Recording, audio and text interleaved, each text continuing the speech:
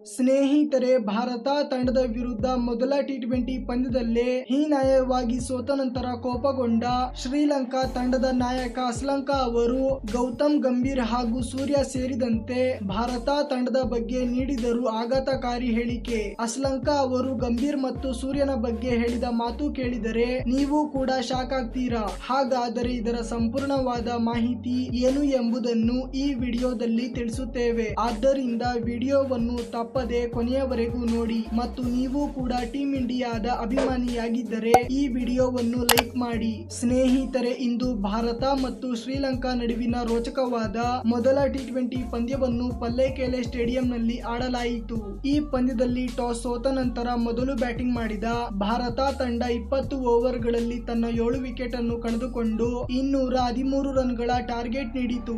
ನಂತರ ಬ್ಯಾಟಿಂಗ್ ಮಾಡಲು ಬಂದ ಶ್ರೀಲಂಕಾ ತಂಡ ಭಾರತ ನೀಡಿದ ಗುರಿಯನ್ನು ಬೆನ್ನಟ್ಟಲು ಸಾಧ್ಯವಾಗದೆ ಪಂದ್ಯವನ್ನು 43 ರನ್ಗಳಿಂದ ಹೀನಾಯವಾಗಿ ಸೋತಿತು.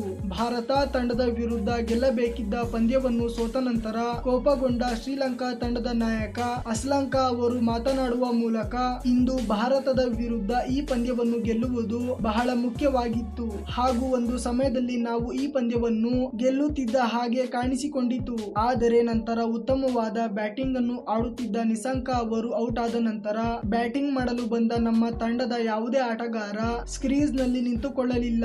ಒಂದು ಸಮಯದಲ್ಲಿ ನಾವು ಈ ಪಂದ್ಯವನ್ನು ಭಾರತ ತಂಡದಿಂದ ಬಹಳ ಸುಲಭವಾಗಿ ಕಿತ್ತುಕೊಂಡಿದ್ದೇವೆ ಎಂದು ಎನಿಸಿತ್ತು. ಆದರೆ ಎಷ್ಟೇ ಆಗಲಿ ಇದು ಭಾರತ ತಂಡ, ಇವರನ್ನು ನಾವು ಎಂದಿಗೂ ಕಡಿಮೆ ಅಂದಾಜು ಮಾಡಬಾರದು.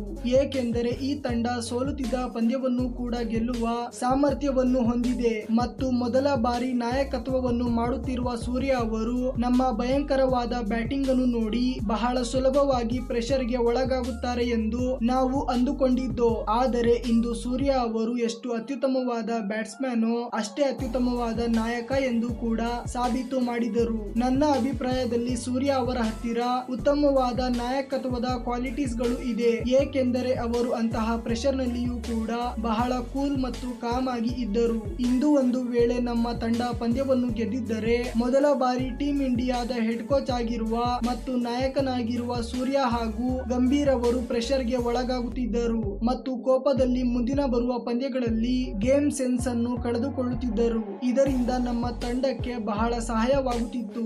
ಆದರೆ ನಮ್ಮ ಎಲ್ಲಾ ಭರವಸೆಗಳನ್ನು ನೀರು ಪಾಲು ಮಾಡಿದ ಈ ಭಾರತ ತಂಡ ಏಕೆ ವರ್ಲ್ಡ್ ಚಾಂಪಿಯನ್ ಎಂದು ಇಂದು ಮತ್ತೊಮ್ಮೆ ಸಾಬೀತು ಮಾಡಿತು ಎಂದು ಹೇಳಿದರು. ಸ್ನೇಹಿತರೆ, ನಿಮ್ಮ ಪ್ರಕಾರ ಇಂದು ಭಾರತ ತಂಡ ಗೆಲ್ಲಲು ಮುಖ್ಯವಾದ ಕಾರಣವೇನು? ಕಮೆಂಟ್ ಮಾಡುವ ಮೂಲಕ ನಿಮ್ಮ ಅಭಿಪ್ರಾಯವನ್ನು ತಿಳಿಸಿ.